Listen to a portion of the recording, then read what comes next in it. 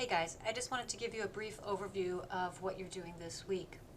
So you'll find in the weekly module that you have a folder called Final Project Options, and I want you to go through those. And if you'd like to see any more examples, let me know. But video art piece is an option, a short movie is an option, and documentary. So video art piece, 4 to 8 minutes. You can look at the description here. It's pretty much what we've been doing this semester. So it would be more like the work that we did at the first half of the semester. And you would get to decide, what is the goal of your video art piece. The goal that I gave you when we did our multi-screen, for example, was to evoke an emotion. In your first video art piece, the transition, it was to be able to tell some kind of narrative about a transition using only symbols. So you need to kind of come up with your own project description and goals for this. So one option, video art piece, it's pretty much what we've been doing all semester.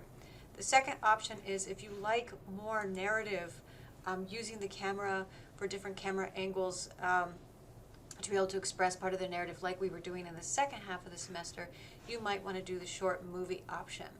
So this has all the things that you would expect, pacing, detailed camera angles, backstory, thinking about the transitions, so on and so forth. So you can read through all of that. But the one option that we really haven't gotten into is the documentary one.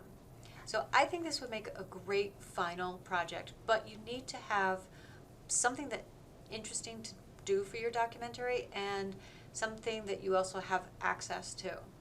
So the two examples that I've given you here are this first one from the story of Ross Cappuccino. This is in 2 short segments. The whole thing together is about 15 minutes. And this is a story that one person is telling about something that happened to him.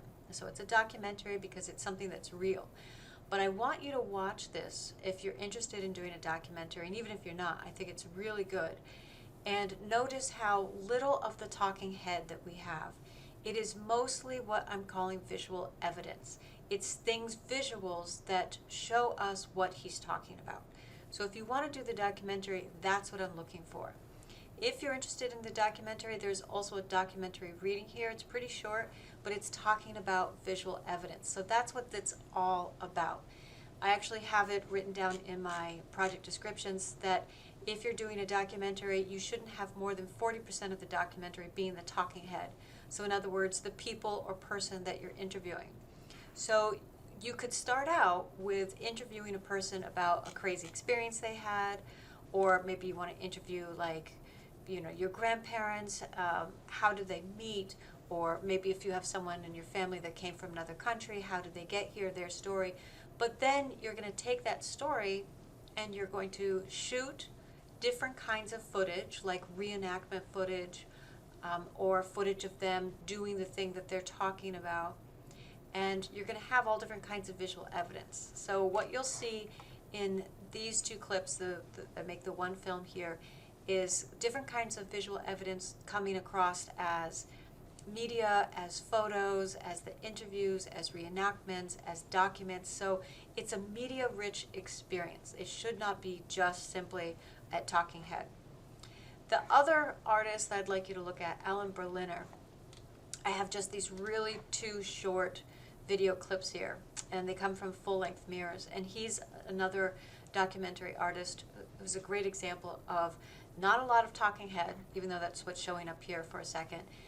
He has very little talking head, and it's almost all visuals, but his are much more symbolic visuals that represent what the person is talking about. So documentary is definitely an awesome option.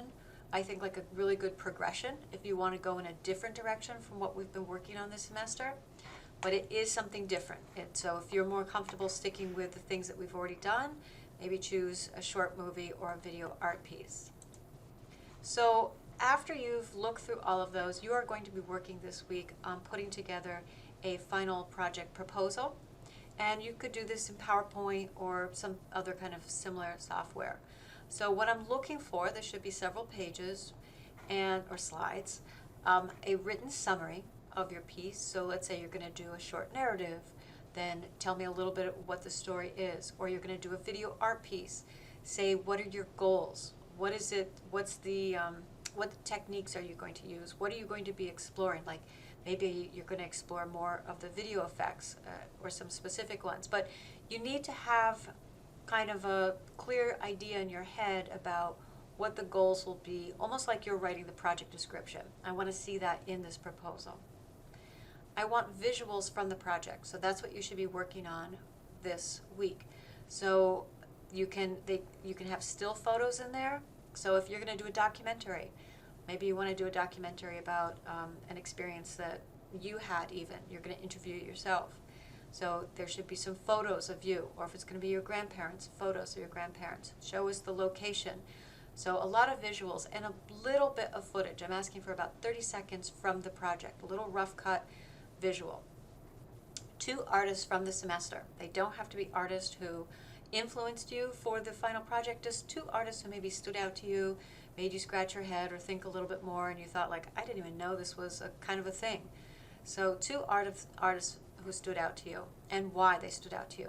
And I want visuals of the artist, so get a still of them, and of their piece or a piece that stood out to you. And do make sure that you are reviewing all of the project requirements before you prepare your proposal.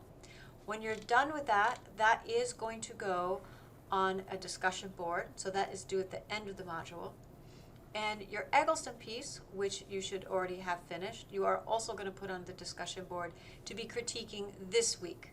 So in week 12, where the final project proposal is due at the end of the week, and we will be looking at it in week 13, which is kind of non-existent. It's really only one day because of the Thanksgiving holiday.